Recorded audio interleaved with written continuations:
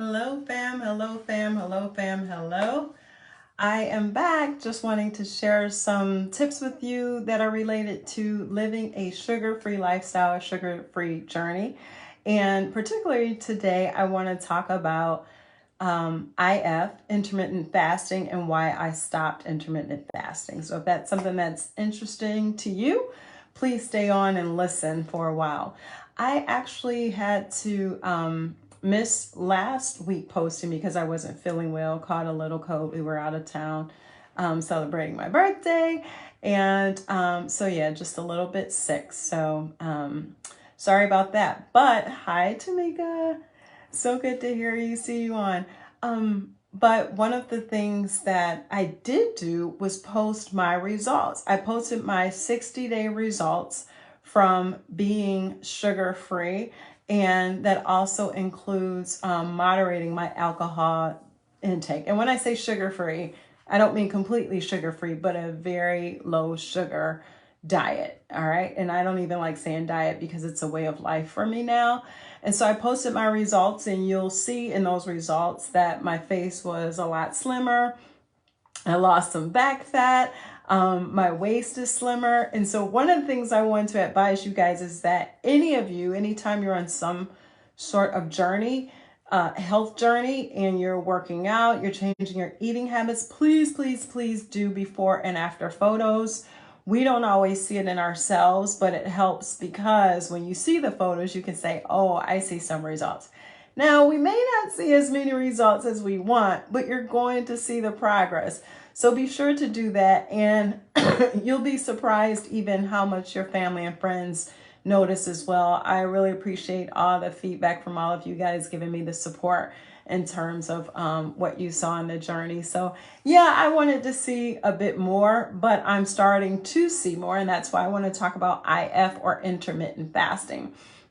So what is intermittent fasting? Intermittent fasting is basically taking a break from eating. There are different forms of intermittent fasting. You can take a day off and then you eat completely, just like doing water fast, or some people may do like broth fast. You may do a period of days, and that's usually tied to a particular religion, where you may fast for an entire week. But the one that is a little more common nowadays is the intermittent fasting that is just associated with hours. And so what I do is called the 16-8, 16 hours where I'm not eating, and then 8 hours when I do. And so what that looks like is at 8 p.m., I stop eating, and then I don't eat again until 12 noon the next day.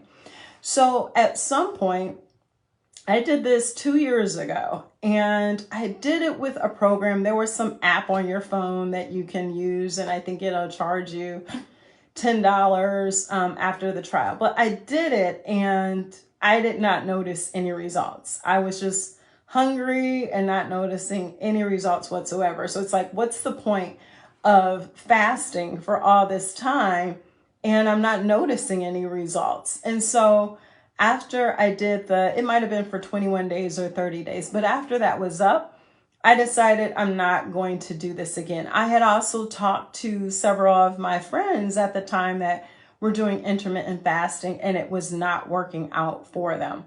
So I stopped doing it. And recently I decided to pick it up again. There are so many benefits for intermittent fasting. So for example, the biggest benefit is every time your body eats, it gets an insulin boost. Insulin is boosted. Why is that important? Because anytime it gets an insulin boost, your body says, I'm going to feed off of the current meal that is in my system. So if that's sugar, if that's carbohydrates, it's going to eat off of that. And it'll continue to eat off of that until the next time you do it again, and it's going to eat off of that. Your body, if you don't give it time between meals long enough, it will never get to eat the fat in your system. So you want to give it time so that it can start to eat off the fat that you already have. And so the reason why intermittent fasting is also good, I'm just going to read here, is it can help with inflammation, improving conditions in the body such as arthritis, asthma, multiple sclerosis, stroke, and Alzheimer's disease. But you want to be careful in terms of if you should be intermittent fasting or not. Pretty much everyone could, unless you have some sort of food disorder. If you're pregnant, if you're breastfeeding, if you have some challenges with like your blood sugar and diabetes, then I would definitely talk to your doctor. But pretty much anyone can intermittent fast. The challenge and why I had stopped is because I didn't see results, but here's why I don't think I was seeing results. I don't believe that I was seeing results because I believe I was insulin resistant. And so even though I'm doing all these things, or I'm doing this intermittent fasting, my body is still dealing with sugar. It's still going through eating sugar. So here's what I recommend. If you are going to do, there's a lot of reasons why too, I think I messed up with intermittent fasting. I was eating as much as I could during that period. So I was like, I only have an 8-hour window. I'm going to eat as much food as I like. And I was just wolfing down food left and right, whatever I wanted to eat, because that was my understanding of intermittent fasting. So that's mess up number one. Mess up number two is the type of food I was eating. It wasn't just how much I wanted, but it was the type. So I go heavy on carbs. I go heavy on pastas. I would eat cookies. I didn't care what I ate because my understanding of intermittent fasting was eat what you want. That's not a good thing to do either. And the other thing is how many times I was eating an intermittent fasting. Again, even though you can eat multiple times, it is better to eat less, because that way you're not spiking your insulin levels every time. All right.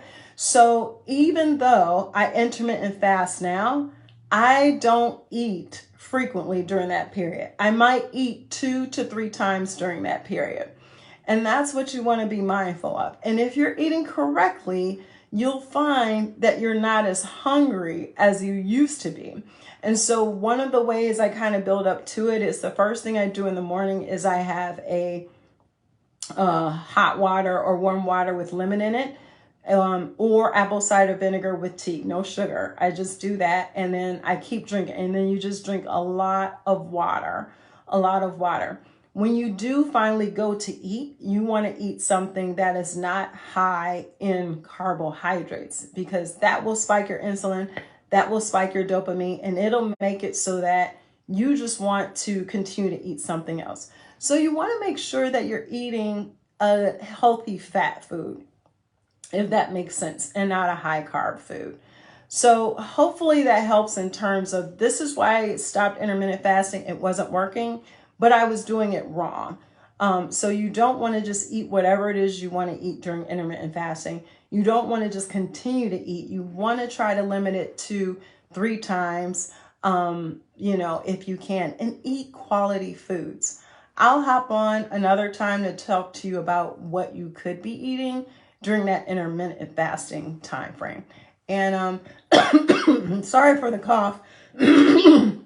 As I mentioned before, I got sick. But the goal is you do want your body to take a break from eating. How many people have heard that you should be eating 6 square meals a day, 6 times frequently throughout the day? I thought that was the way we were supposed to do things, is eat. And maybe that worked for when we were in our 20s and maybe our 30s. But now when you're in your late 40s and 50s, you don't want to eat that often because your metabolism has slowed down. Your hormones has shifted. So you want to make sure that you're not eating as often, but you still must eat. And what you eat must be quality. High sugary coffees are not going to help you during the day. If you understand adding fat, then you'll understand that adding healthy fats like, say, ghee or MCT oil, and I can do another session on what those are, that will help with digesting. Adding a protein, that will help with digesting. But you can't just consume high sugary foods, because that's going to make you hungry like within an hour or so later. My sister-in-law had made a good point. She said, when I do smoothies or protein shakes, I'm still hungry. I'm not full. And I think that Antoinette says she stops eating before 7 p.m. and picks back up for lunch. Yes, that's probably the 16-8 fasting. So you definitely want to make sure that you're giving your body 16 hours to feed off of the fat that already exists. Like, just think about it. Your body is not just tapping into the meal you just ate. It's going deeper and it's going to eat into that fat. So we have to give it time to do that. And I'm telling you, when I added that aspect to my current journey, which is moderation with alcohol, which is moderation with sugar, and now I'm also doing intermittent fasting, that's when I started seeing changes in the scale. And I will be within my goal weight I'm just 3 pounds from my goal weight. But with being sick, things just kind of threw it off.